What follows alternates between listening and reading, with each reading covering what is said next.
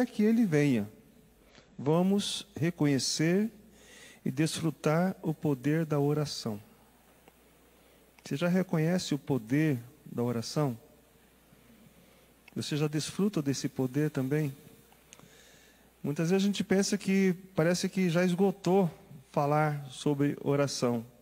Mas sempre Deus tem nos abençoado com uma palavra, com um testemunho de que de fato a oração tem poder. Mas muitos não reconhecem isso.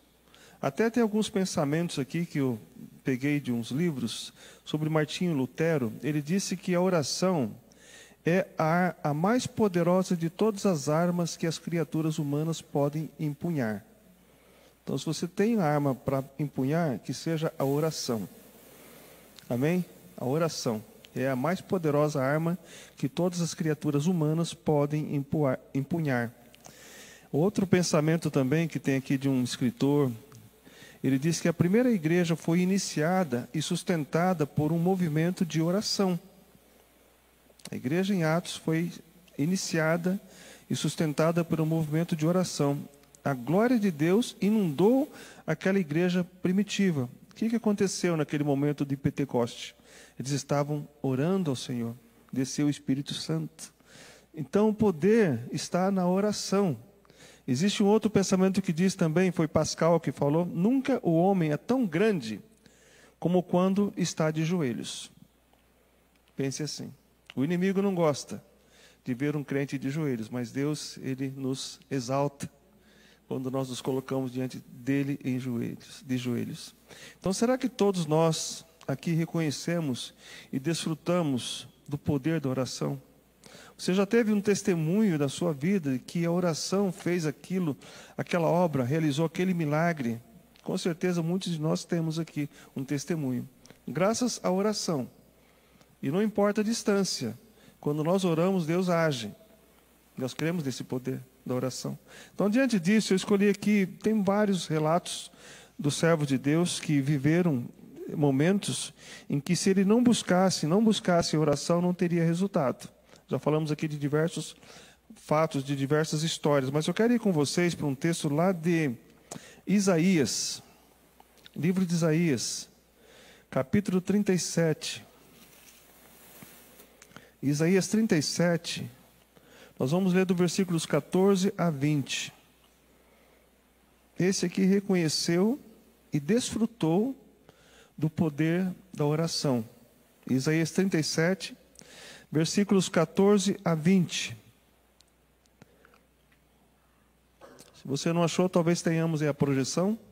Você pode acompanhar também na projeção. Eu vou ler aqui na Almeida Revista e Atualizada. Diz assim: tendo Ezequias recebido a carta das mãos dos mensageiros, leu-a, então subiu à casa do Senhor, estendeu-a perante o Senhor e orou ao Senhor, dizendo: ó Senhor dos exércitos, Deus de Israel, que estás entronizado acima dos querubins, tu somente és o Deus de todos os reinos da terra. Tu fizeste os céus e a terra. Inclina, ó Senhor, os ouvidos e ouve, abre, Senhor, os olhos e vê. Ouve todas as palavras de Senaqueribe, as quais ele enviou para afrontar o Deus vivo. Versículo 18. Verdade é, Senhor, que os reis da Síria assolaram todos os países e suas terras, e lançaram no fogo os deuses deles, porque deuses não eram, senão obra de mãos de homens, madeira e pedra, por isso os destruíram. Agora, pois, ó Senhor, nosso Deus, livra-nos das suas mãos, para que todos os reinos da terra saibam que só tu és o Senhor. Amém? Que oração nós podemos ver aqui na vida do rei Ezequias. Mas contando um pouquinho da história do rei Ezequias, o pai dele também foi um rei. Só que o pai dele não foi um bom rei. O rei Acaz, eu até quero ir com vocês para um texto aqui, de 2 Crônicas.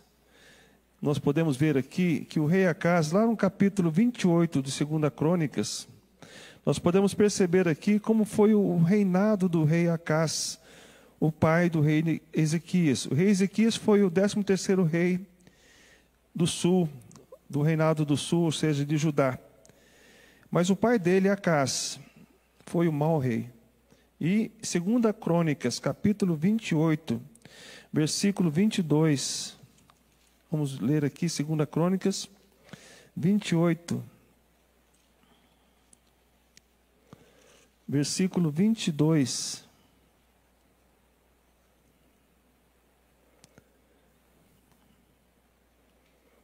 Nós lemos aqui: no tempo da sua angústia, falando aqui do rei Acás, da idolatria.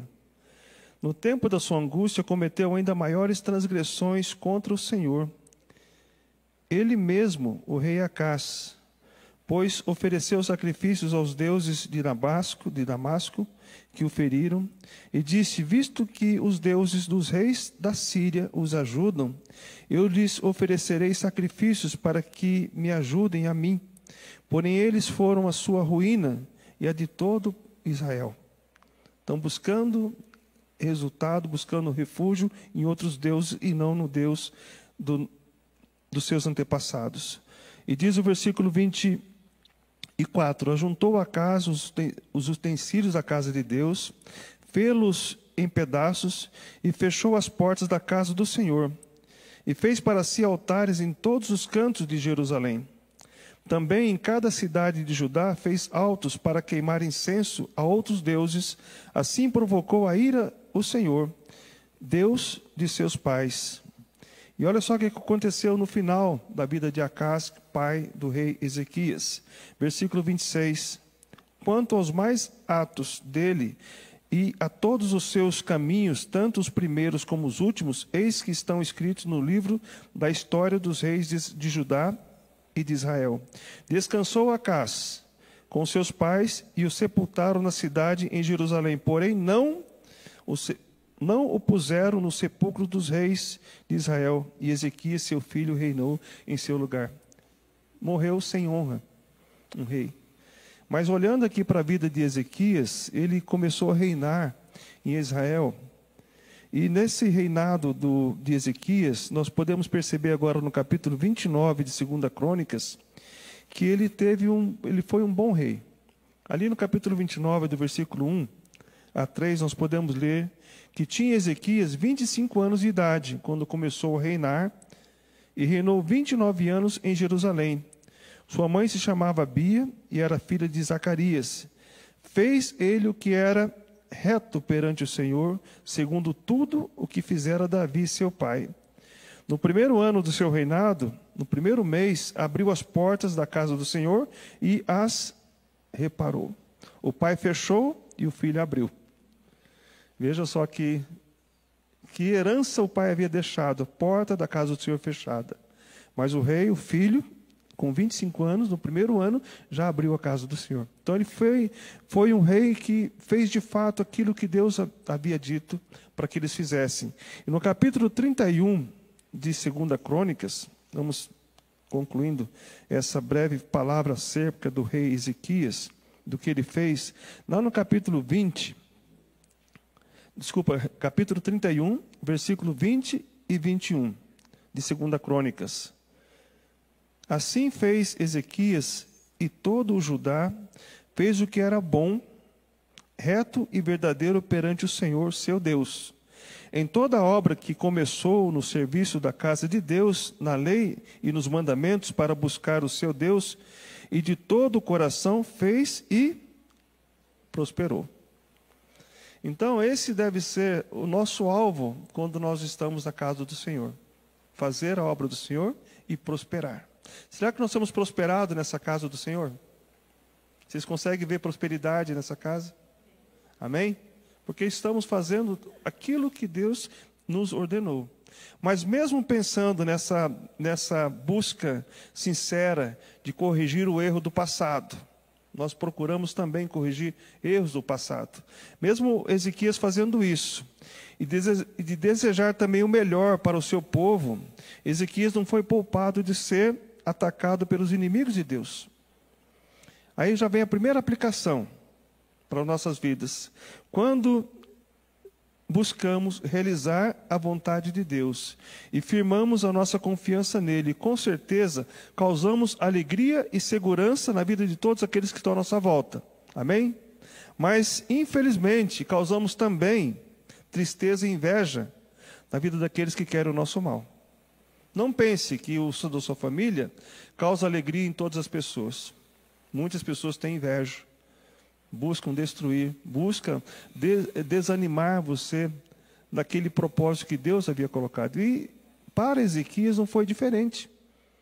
Ele foi ameaçado. Se nós voltarmos agora para Isaías, capítulo 36, nós podemos perceber ali que ele foi ameaçado pelo rei Senaqueribe, rei da Síria.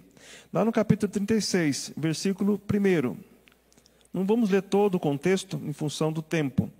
Mas o capítulo 36, no versículo 1, diz que no ano 14º do rei Ezequias, subiu, 14 anos depois de estarem reinando, Ezequias, subiu Senaqueribe, rei da Síria, contra todas as cidades fortificadas de Judá, e as tomou. O rei da Síria enviou, aí tem aqui alguns nomes, enviou Rabissaque, de Laques, a Jerusalém, ao rei Ezequias com um grande exército.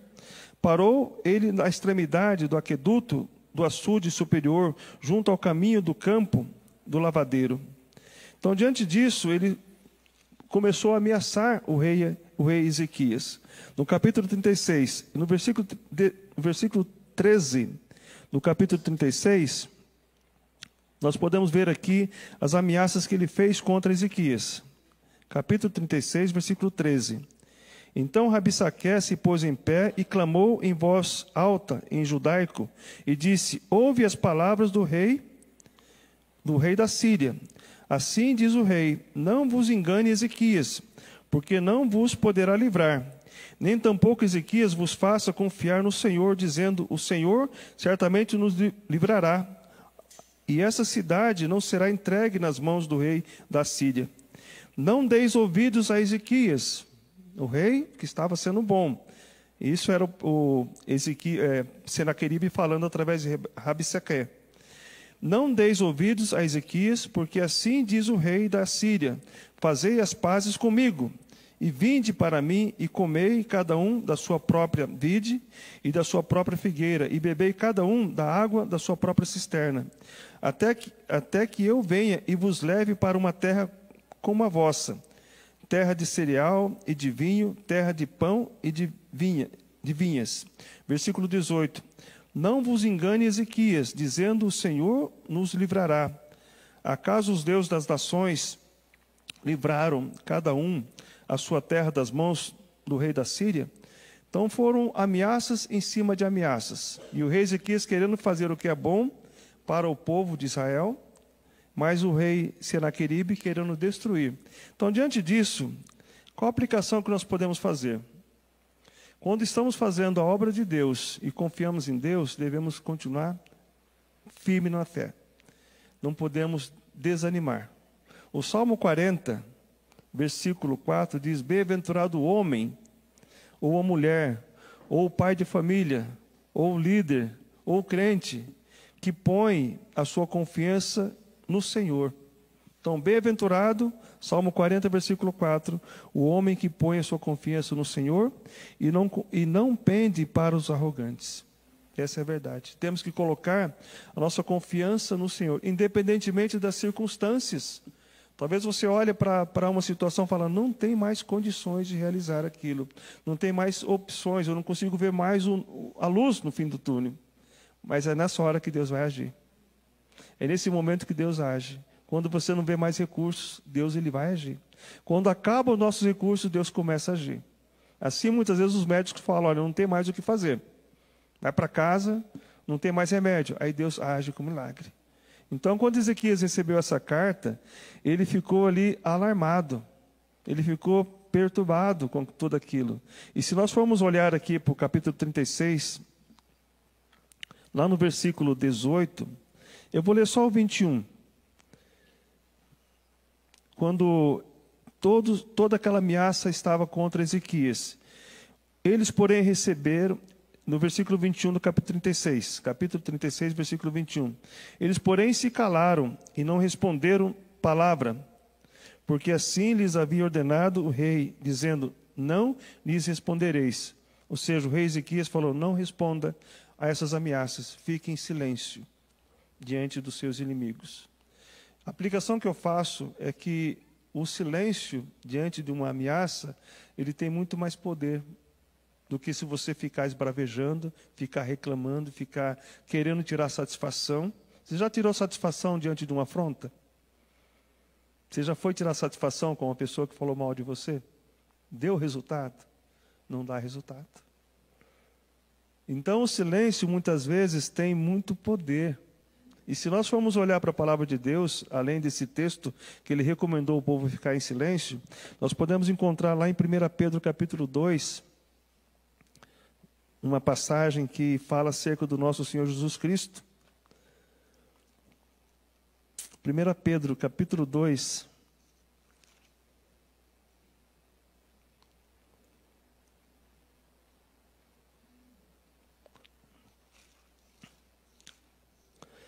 Pedro capítulo 2, versículo 22 e 23 diz, falando acerca do nosso Senhor Jesus Cristo, o qual não cometeu pecado, nem dolo se achou na sua boca.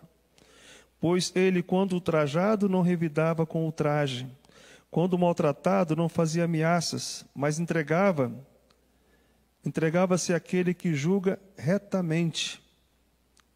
Amém, irmãos? Então, o silêncio não significa que nós vamos ficar inerte. Nós temos que entregar a nossa causa àquele que julga retamente.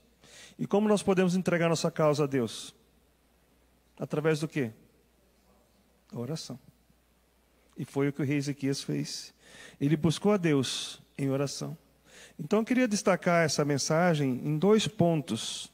Nós temos mensagem com alguns pontos, né? Como o pastor João Malta domingo pregou, tinha 5 pontos da mensagem. Mas eu quero destacar aqui e aprender com o rei Ezequias quais atitudes que devemos tomar diante das ameaças que sofremos. A primeira atitude, até coloquei na projeção, é humilhar-se diante de Deus e compartilhar aquilo que tem nos acontecido. Lá no capítulo 37 de Isaías, nós podemos encontrar ali que o rei Ezequias, ele compartilhou, ele buscou a Deus. E naquele momento de dificuldade, ele não se calou, ele buscou a Deus. O ato de se humilhar diante de Deus deve ter o seu início no líder. Vamos colocar assim, diante de uma dificuldade, quem vai buscar a Deus quando dentro de uma família? Os filhos? Os pais têm que buscar a Deus. E aqui, diante dessa ameaça, quem buscou a Deus, começou a buscar a Deus, foi Ezequias. No capítulo 37, lá no versículo 1, olha só o que Ezequias fez. Tendo o rei Ezequias ouvido isto, o que ele fez? Rasgou as suas vestes, cobriu-se de pano de saco e fugiu da casa do Senhor. Não, ele entrou na casa do Senhor. Então, quantas vezes na história de famílias, na história dessa igreja, nós tivemos que vir para a casa do Senhor para orar? Temos até uma sala de oração ali, onde nós nos colocamos diante de Deus. Então diz ali que o texto fala que ele fez isso e ele foi até a casa do Senhor. Então enviou Eliaquim, o mordomo, a Sebna, o escrivão e aos anciões dos sacerdotes, com veste de pano de saco, ao profeta Isaías, filho de Amós, os quais lhe disseram, assim diz Ezequias, este é o dia de angústia, de castigo e de opróbrio, porque os filhos são chegados à hora de nascer e não há força para dar à luz. Olha só que situação eles estavam vivendo, diante daquela afronta do rei Senaqueribe. E o versículo 4 diz, porventura o Senhor teu Deus terá ouvido as palavras de Rabessaque, a quem o rei da Síria, seu senhor, enviou para afrontar o Deus vivo, e repreenderá as palavras que o Senhor ouviu. Faze, pois, tuas orações pelos que ainda subsistem. Ou seja, ele estava pedindo ali para que Isaías orasse por eles, orasse pelo rei, orasse pelo povo. E o que eu aprendo nisso aqui é que não só devemos pedir para as pessoas orarem por nós, nós também temos que orar. Porque às vezes você entrega a oração para alguém e fala, aquela pessoa é uma pessoa de oração, então eu vou descansar, nem vou falar com Deus. Nós conhecemos pessoas de oração na igreja. E quando nós entregamos os nossos pedidos, essa pessoa ora fervorosamente, mas nós temos que também orar. Então, se nós formos aplicar aqui, nós entendemos que Ezequias, ele buscou ao Senhor, ele se humilhou diante do Senhor. Então, diante dessas ameaças reais, qual é a lição que nós aprendemos? Ali no capítulo 37, até coloquei na projeção, reconhecer e entregar ao Senhor os nossos problemas. Foi o que ele fez do versículo 14 ao 20. Nós lemos há pouco, né? Ezequias tomou conhecimento das ameaças, no versículo 14. Ele chegou diante de Deus e falou, olha, eu recebi a carta, leu a carta perante o Senhor, subiu na casa, ele estendeu diante do Senhor aquilo que estava acontecendo. Ele orou ao Senhor dizendo, então ele não só pediu para Isaías orar, mas como também ele orou. Então nós temos que falar diante de Deus dos nossos problemas. Foi o que ele fez. Ezequias levou as ameaças diante do Senhor e ali ele esperou uma resposta do Senhor. Do versículo 15 a 20 fala da oração que ele fez. Então, como nós poderíamos aplicar isso, irmãos? Nós sabemos que nós temos que colocar os nossos pedidos. Nós temos muitos intercessores na igreja, pessoas que oram por nós, mas nós também temos que orar diante de Deus, buscar diante de Deus. E como resultado, qual foi o resultado dessa busca de Ezequias ter se humilhado, ter entregado a Deus as ameaças sofridas? Qual foi o resultado? No capítulo 37, do versículo 21 a 38, nós temos o resultado. Vamos ler só o 21. Então Isaías, filho de Amós, enviou esta mensagem a Ezequias. Assim diz o Senhor, Deus de Israel, ouvi a sua oração acerca de Senaqueribe. Então ele buscou a Deus. E Deus ouviu. Então quando nós buscamos a Deus, Deus nos ouve. E a forma com que Deus fez, como Deus realizou esse milagre, sendo que ele estava sendo afrontado, esse rei da Síria iria destruir todo o povo. Será que ele teve que pegar armas das mãos para vencer? Quem que luta por nós, irmãos, quando nós buscamos a Deus? Nós cantamos domingo passado, é meu, somente meu, todo o trabalho. E o teu trabalho é descansar em mim. Deus falando para nossas vidas. Então, quando você ora, Deus age. Deus peleja por nós. Olha só qual foi o resultado final. No versículo 38, capítulo 37. Versículo 36, na verdade. O que aconteceu com o rei e todo o exército da Síria? Versículo 36 do capítulo 37 de Isaías. Então saiu o anjo do Senhor. O anjo do Senhor e feriu no arraial dos assírios a 185.000. E quando se levantaram os restantes pela manhã, eis que todos estes eram cadáveres. Retirou-se, pois, Senaqueribe, rei da Síria, e se foi, voltou e ficou em Nínive. Sucedeu que, estando ele a adorar na casa de Nisroque, seu deus, Adramaleque, Sarazer, seus filhos o feriram à espada e fugiram à terra de Ararat. Então, o que aconteceu com o rei que estava afrontando o Deus vivo? Foi destruído. E quem destruiu? O texto está falando aqui. O anjo do Senhor. Nós sabemos que Deus, ele peleja por nós. Então, muitas vezes não vamos precisar colocar mãos em armas, né? Ou tentar afrontar as pessoas que estão nos afrontando. Deus, ele age por nós. Deus é que luta por nós. Amém, irmãos? Então, dentro dessa mensagem, como devemos agir diante de uma ameaça, diante de uma situação difícil? Nos humilhar diante de Deus. Nos prostrar. Compartilhar diante de Deus as ameaças. Reconhecer e entregar a Deus os nossos problemas. E no final nós vamos ver que Deus, ele age em nós e através de nós. Amém?